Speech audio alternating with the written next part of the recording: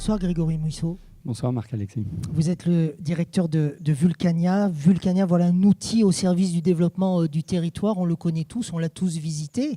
En tout cas, je l'espère, mesdames, messieurs, Auvergnat, de résidence. Oui, voilà. On ne va pas leur demander s'ils y sont allés, mais ils iront, c'est sûr. Il a été voulu, ce parc, voulu, imaginé, inauguré par Valéry Giscard d'Estaing. On s'en souvient, Valéry Giscard d'Estaing nous en reparlera tout à l'heure, puisque nous l'aurons en témoignage exclusif à travers une vidéo. Depuis 16 ans, Vulcania s'est véritablement imposé comme le parc de l'exploration des volcans. C'est un outil, c'est l'outil du rayonnement du territoire ? Oui, je pense. En tout cas, ça serait ne pas trahir les propos de son créateur. Et aujourd'hui, c'est un vrai plaisir d'être parmi les murs de ce château et au sein de la famille. Je crois qu'il ne nous dira lui-même pas le contraire tout à l'heure.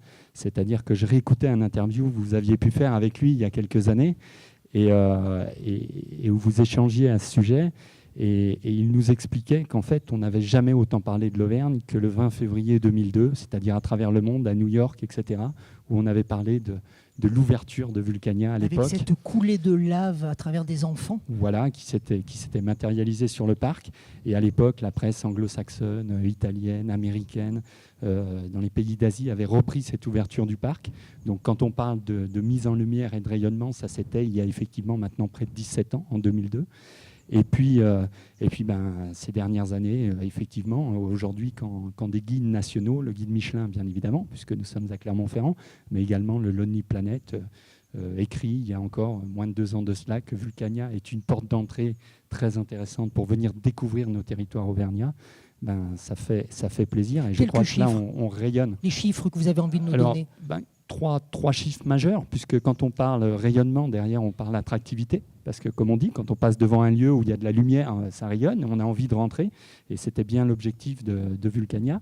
Donc aujourd'hui, on fêtera, je pense, dans le courant du mois d'août, j'espère le plus tôt possible, le 6 millionième visiteur du parc. Donc ça, c'est vraiment le premier chiffre.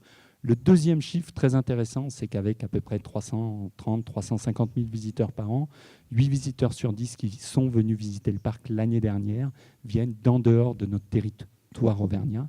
Donc ça, c'est vrai que ça nous permet de toucher toute la France, mais également une bonne partie de l'Europe. Et puis le troisième chiffre, si je peux me permettre, Marc-Alexis, c'est un chiffre très important parce que c'est 6 visiteurs sur 10 l'année dernière nous disent être venus sur la petite commune de Saint-Ours-les-Roches, à proximité de Clermont-Ferrand, au milieu du Puy-de-Dôme, pour visiter Vulcania. Ça veut dire que c'est cette porte d'entrée qui permet derrière de découvrir notre superbe région.